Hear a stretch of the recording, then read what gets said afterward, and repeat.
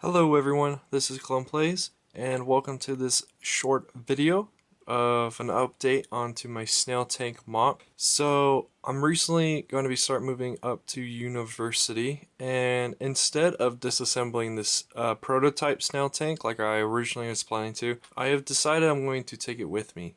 So I spent some time today, Saturday, and updated it so that I could use all the parts. So We've found out that I've got through all the mega sorting that's been going on in those live streams.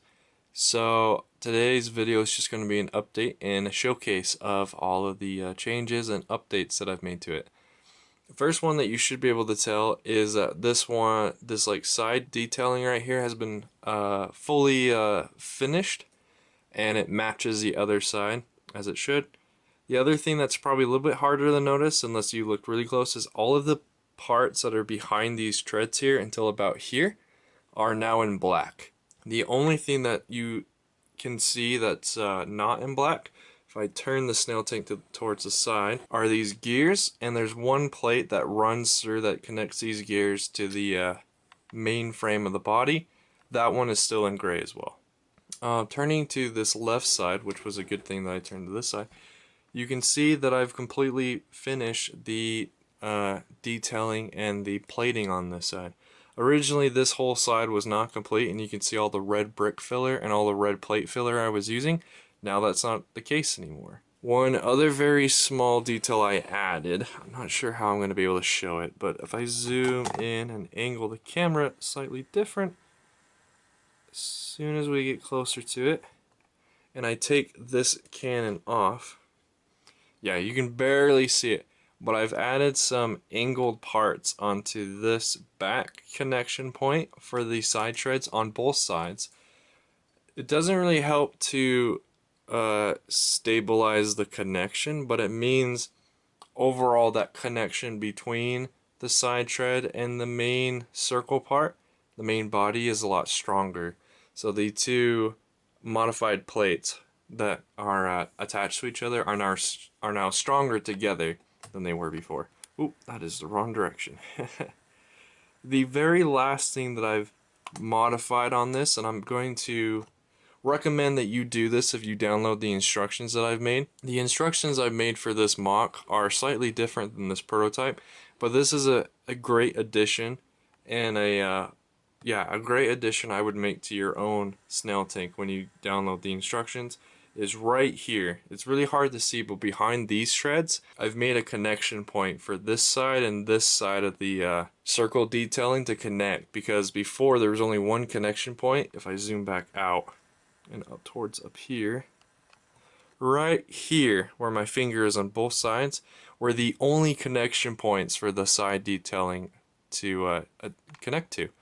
This connection point I've created for both sides has helped to stabilize these so they're not as flimsy when you touch them. The only part, as I adjust the camera, sorry if that was a little too sudden, but as I flip the snail tank around again, these parts right here are very flimsy, but if you bump into it by accident, they won't just pop off like they used to, so that fixes that problem. The only thing I wanted to just show off again, if I can get it angled right, I put together this little display a while back to just showcase some troopers. So here again is my prototype 212th trooper that I've been showcasing on my live streams. It uses all official clone Lego parts except for the helmet is CAC or Clone Army Customs. And you can see I can't really angle the camera and lower it to show it that way, but you can see that Commander Cody is about the same height as this lowest cannon blaster, and so technically each clone trooper, if I do it kind of like that, can be ran over by each of the side treads just as it is shown in the animatic for episode 2. The only thing that's a little wrong is these side treads should be a little taller, because the clone trooper is supposed to be shorter than the side treads. But that's a very minor detail. Honestly, this is pretty good. One other thing, so in the instructions that I've made using Stead.io and have uploaded to Rebrickable, includes some detailing tiles that go through here, because on the actual snail tank there's some detailing there. I didn't include it on my prototype mainly because I can't find the tiles I used. They're pretty scattered about in the tiles container because they're a bunch of the square 1x1 tiles. That's what I used to make the details.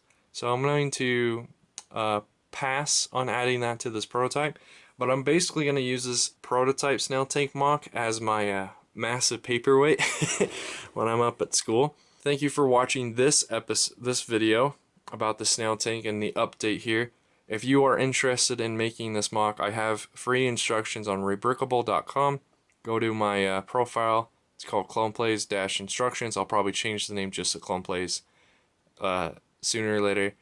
And yeah, just make sure if you do get these instructions for this, please come watch this video again so you can kind of see the modification I made for back here for these side things, because I haven't added that to the instructions yet. But remember, every clone has its roots in the original. I'll see you all in the next video.